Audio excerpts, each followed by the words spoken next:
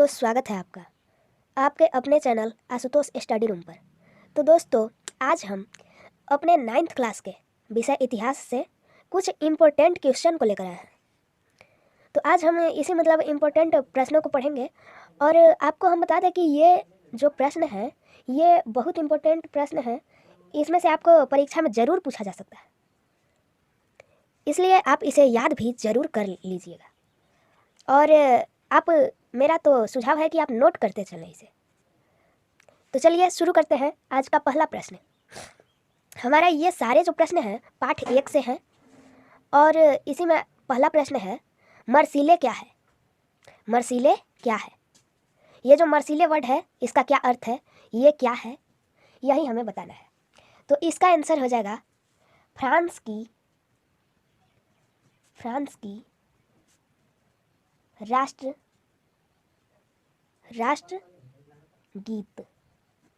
France की राष्ट्रगीत। तो हमारा पहला क्वेश्चन का आंसर हो जाएगा फ्रांस की राष्ट्रगीत। मतलब मर्सीले क्या है? फ्रांस की राष्ट्रगीत। हो सकता है आपको ये एग्जाम में ऐसे पूछ सकता है कि फ्रांस के राष्ट्रगीत को क्या कहते हैं, तो आपको उत्तर देना होगा मर्सीले। तो चलिए शुरू करते हैं। चलते हैं हम सेकेंड क्वेश्चन की ओर।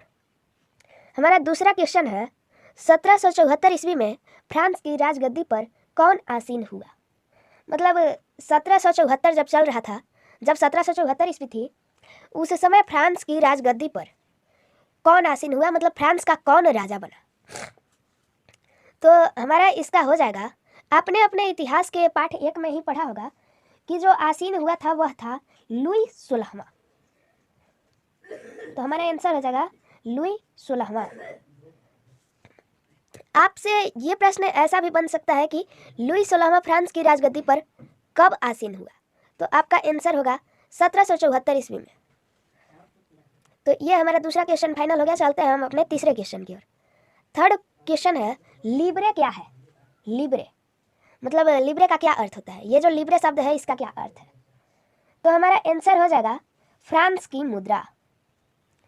फ्रांस की मुद्रा मतलब जो फ्रांस की मुद्रा है उसे हम लिब्रे कह सकते हैं और लिब्रे ही कहेंगे। जैसे कि हमारे यहाँ रुपया चलता है, हम यहाँ कहते हैं कि हमें 1 रुपये चाहिए, 2 रुपये चाहिए। ऐसे ही हम यदि फ्रांस में जाएं तो वहाँ हमें लिब्रे में बोलना होगा। जैसा कि 1 लिब्रे चाहिए, मुझे 2 लिब्रे चाहिए, इसी तरह से। तो हमारा तीसरा क्वेश्चन भी खत्म हुआ। अब हम चलते हैं चौथे प्रश्न की ओर। चौथा प्रश्न है, सीधे राज्य को अदा करने वाले कर को क्या कहते हैं? मतलब वैसे कर जो हम सीधे राज्य को देते हैं, इधर उधर कहीं नहीं जाता है, सीधे राज्य के पास, किसी बहाने से नहीं, डायरेक्ट एकदम राज्य को ही हम दे ही रहे हैं, कोई जुर्माना या फिर वैसा कुछ नहीं, सीधे राज्य को। तो हम इसे क्या कहते हैं? तो इसे हम कहते हैं टाइल। इसे हम टाइल कहते हैं। सीधे राज्य को अदा करने वाले कर को टाइल कहते हैं। तो चलते हैं हम अपने 5वां क्वेश्चन की ओर। देखिए, आपको हम ये बता दें कि टाइल और टाइड में अंतर है, लेकिन ये आप यदि ऐसे देखेंगे तो आपको एक ही जैसा लगेगा। जैसे कि यहाँ लिखा है टाइल, यह है टाइड। तो आप एग्जाम में इस बात को ध्यान देकर चलेंगे कि कहाँ टाइल लिखा हुआ है और कहाँ टाइड लिखा हुआ है। हमारा 5वां क्वेश्चन है, टाइड का अर्थ क्या होता है? मतलब टाइड क्या चीज़ है? टाइल के बारे में पढ़ा कि वे कर जो हम राज्य को अदा करते हैं, सीधे राज्य को अदा करते हैं, उसे टाइड किसे कहेंगे भाई? तो हमारा आंसर हो जाएगा धार्मिक कर को। धार्मिक कर को मतलब टाइड जो है वो धार्मिक कर लगते हैं, किसी धर्म को अपनाने पर कर, उसे हम टाइड कहेंगे। तो हमारा 5वां क्वेश्चन फाइनल हो गया। चलते हैं हम छठे क्वेश्चन की ओर। छठा क्वेश्चन है, फ्रांसीसी क्रांति कब शुरू हुई थी? मतलब फ्रांस में जो क्रांति शुरू हुई थी, फ्रांसीसी क्रांति, वो किस डेट से शुरू हुई थी? तो इसका आंसर हो जाएगा 14 जुलाई 1789 ईस्वी को। ये हमारा हो जाएगा आंसर। अब हमारा 7वां क्वेश्चन है। तो हमारा 7वां क्वेश्चन कह रहा है, चर्च के विशेष कार्यों को करने वाले व्यक्तियों के समूह को क्या कहा जाता है? तो मतलब इसका अर्थ है कि चर्च जो होते हैं उसके विशेष कार्य को करने वाले व्यक्तियों, मतलब लोगों का जो समूह होता है जो चर्च के विशेष कार्यों को करता है, उसे क्या कहते हैं? तो हमारा आंसर हो जाएगा, उन्हें कहते हैं पादरी वर्ग। पादरी वर्ग। आपसे पूछ सकता है कि पादरी वर्ग किन्हें कहा जाता है? तो चर्च के विशेष कार्यों को करने वाले व्यक्तियों के समूह को पादरी वर्ग कहते हैं। तो चलते हैं हम अगले यानी कि 8वें क्वेश्चन की ओर। हमारा 8वां क्वेश्चन है, फ्रांसीसी क्रांति किस शहर में शुरू हुई? तो अभी हमने कुछ देर पहले देखा था कि फ्रांसीसी क्रांति कब शुरू हुई? 14 जुलाई 1789 ईस्वी में। तो हमारा वही पूछ रहा है कि वो क्रांति किस शहर में शुरू हुई थी? तो हमारा इसका आंसर हो जाएगा पेरिस। वो शुरू हुई थी पेरिस शहर में। हमारा अगला क्वेश्चन है 9वां, फ्रांसीसी समाज में सत्ता है सामाजिक हैसियत को अभिव्यक्त करने वाली श्रेणी को क्या कहा जाता है? तो मतलब वे श्रेणी जो अभिव्यक्त करते हैं सत्ता है सामाजिक हैसियत, ये मतलब फ्रांसीसी समाज में होता है, तो उन्हें क्या कहते हैं? तो इसका आंसर हो जाएगा ए स्टेट। ए स्टेट। आप इसे नोट भी ज़रूर करते चलेंगे, क्योंकि इसे नोट करके आप यदि याद कर लेते हैं तो आपको एग्ज़ाम में बहुत हेल्प मिलेगी। तो चलते हैं हम अपने अगले क्वेश्चन की ओर। अगला यानी कि 10वां क्वेश्चन है, सन 1715 में फ्रांस की जनसंख्या कितनी थी? मतलब फ्रांस की जनसंख्या के बारे में यह बात है कि फ्रांस में सन 1715 में कितने लोग रहते थे? तो हमारा आंसर हो जाएगा 2.3 करोड़। ये हमारा 10वां का भी आंसर हो जाएगा। हमारा 11वां क्वेश्चन है, किस वर्ष नेपोलियन फ्रांस का सम्राट बना? ये वही फ्रांस है जिसके पेरिस शहर में क्रांति हुई थी, और जिस फ्रांस के बारे में अभी हमने जनसंख्या कितनी थी ये जाना, उसी शहर मतलब वहाँ उसी फ्रांस में नेपोलियन कब सम्राट बना? तो हमारा आंसर हो जाएगा 1804 ईस्वी में। 1804 ईस्वी में नेपोलियन फ्रांस का सम्राट बना। अगला क्वेश्चन है, वाटरलू में नेपोलियन की हार किस वर्ष हुई? वही नेपोलियन जो 1804 में फ्रांस का सम्राट बना, उसकी हार वाटरलू में कब हुई? तो उसकी हार वाटरलू में हुई थी 1815 ईस्वी को। ये हमारा इसका आंसर हो जाएगा। अब हमारा 13वां क्वेश्चन है, फ्रांस का संविधान किस वर्ष बना? मतलब जैसा कि भारत के संविधान बने थे, मतलब भारत का संविधान लागू हुआ था कब? 26 जनवरी 1950 ईस्वी को।